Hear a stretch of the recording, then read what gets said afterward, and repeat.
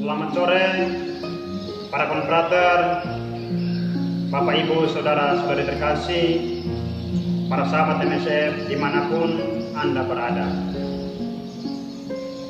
Pada sore hari ini, saya mengajak kita semua untuk bersama-sama merenungkan sabda Tuhan, di mana Injil yang saya ambil dari bacaan Injil besok yang bertepatan dengan Hari Raya Pentakosta.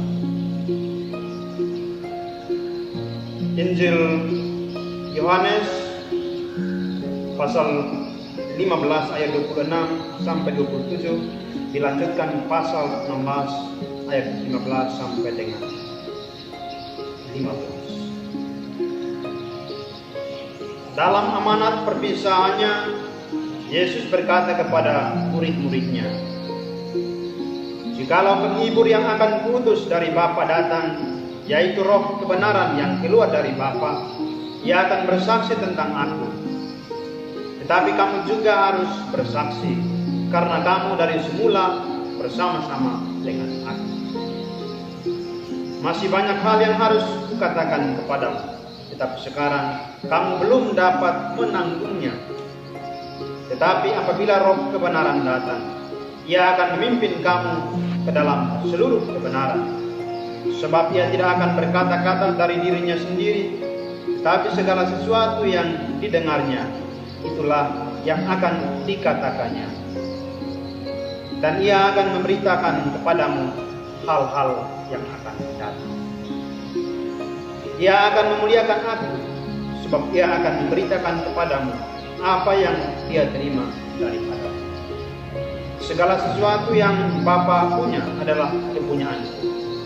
Sebab itu Aku berkata, Ia akan memberitakan kepadamu apa yang Dia terima daripada.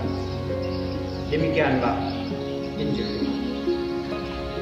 Para konfrater, Bapak Ibu, Saudara-saudari terkasih, para sahabat MSF yang dikasihi oleh Tuhan.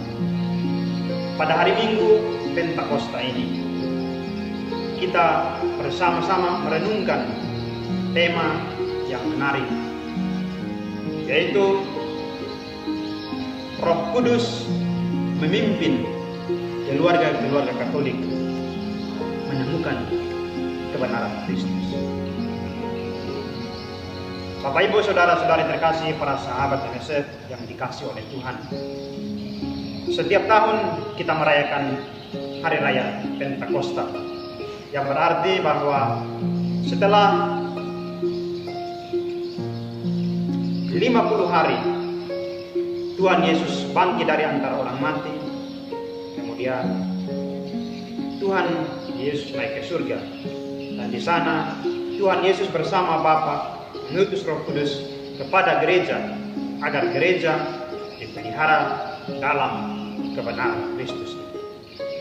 Saudara-saudari yang dikasihi oleh Tuhan, kadang umat bertanya kepada saya, "Pastor, apakah Roh Kudus yang dicurahkan oleh Bapa dan Putra kepada para rasul dan para murid yang lain di Yerusalem pada zaman itu sama dengan Roh Kudus zaman sekarang atau yang kita terima berkat pembaptisan?"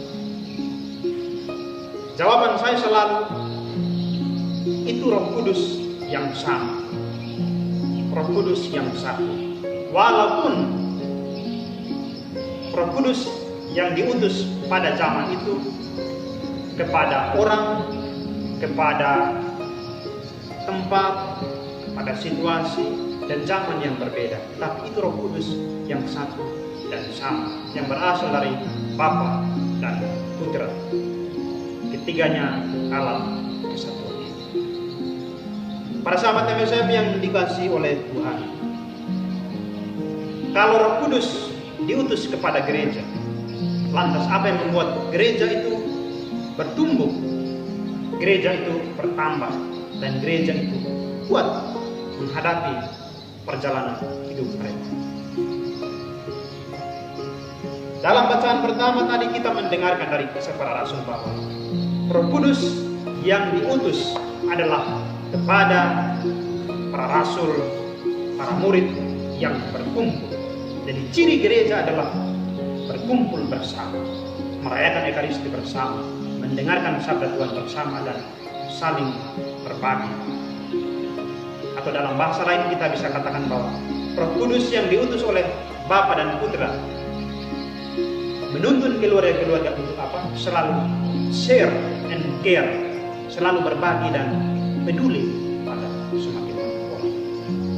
Maka ciri gereja yang selalu berkumpul, selalu bersama-sama, akan membuat gereja terpelihara dan semangat.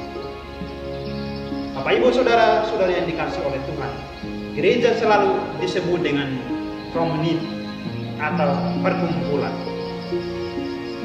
Maka ada tiga ciri gereja yang membuat kita merasa kuat, merasa dicintai, merasa diterima, dan semakin berbagi. Apa itu?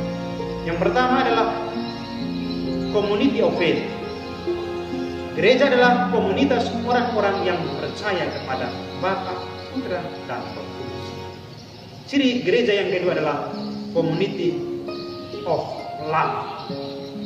Gereja adalah orang-orang yang berhimpun untuk mengalami cinta kasih Tuhan, dan di situ mereka berbagi tentang apa artinya mencintai. Dan ciri gereja yang ketiga adalah community of hope. Gereja harus hadir untuk memberikan harapan di tengah ketidakpastian dunia ini, terutama dalam situasi COVID seperti ini. Gereja, umat, keluarga-keluarga hadir untuk apa? Memberikan harapan bahwa Tuhan selalu hadir. Tuhan tidak pernah meninggalkan kita.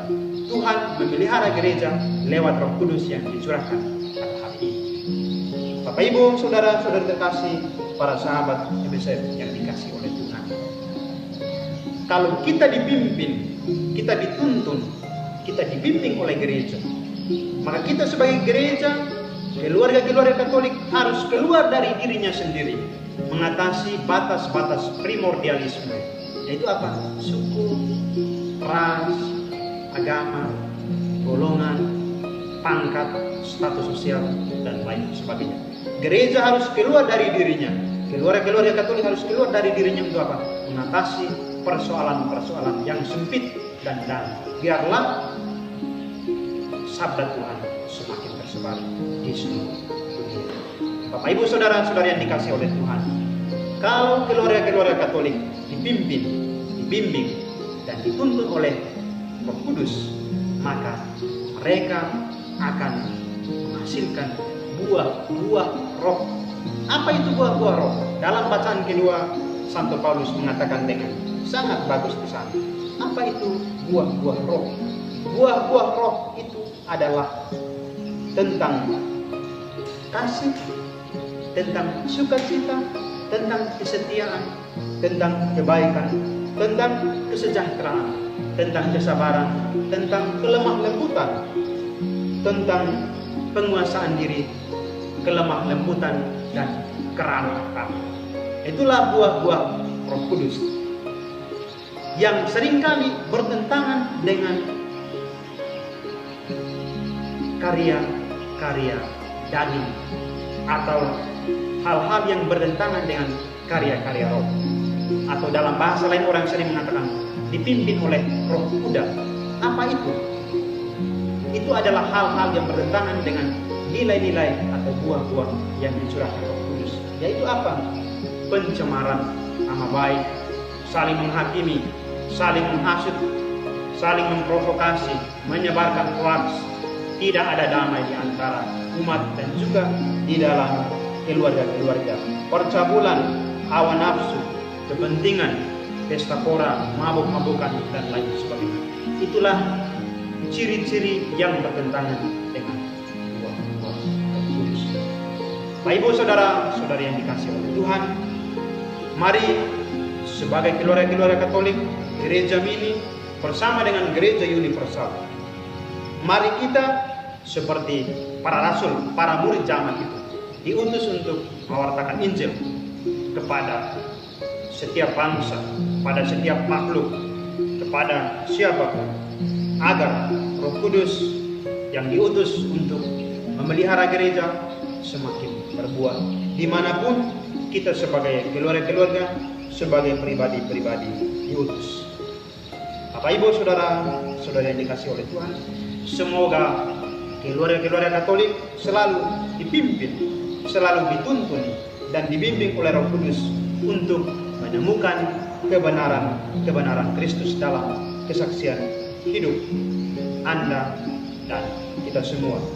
Semoga Roh Kudus yang dicurahkan bukan hanya dalam keluarga kita, tetapi kepada gereja semesta dan kepada dunia yang luas ini, sehingga apa? Keluarga-keluarga semakin berbuah dalam kebenaran Kristus. Tuhan memberkati kita semua. Roh Kudus menaungi Anda dan